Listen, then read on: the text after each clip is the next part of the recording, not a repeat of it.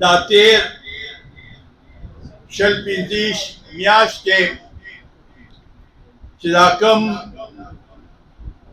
دهشتګردۍ واقعات وشو، خصوصا دوه ورځې مخکې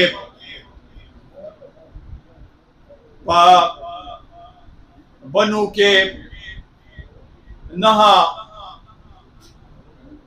فوجان شهیدان شو. په هغې کې یو د صوابۍ مو د دې ځای حوالدار او د صوابۍ اوسېدونکی و، او پرون یو میجر او یو بل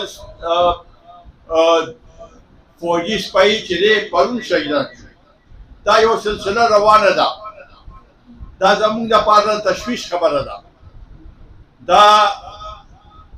دا کم حملې چې کېږي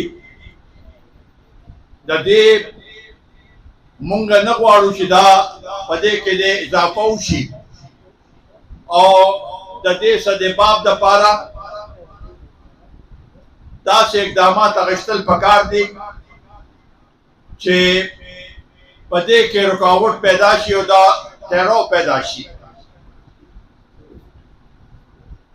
فوجان زمونږ فوج دی، زمونږ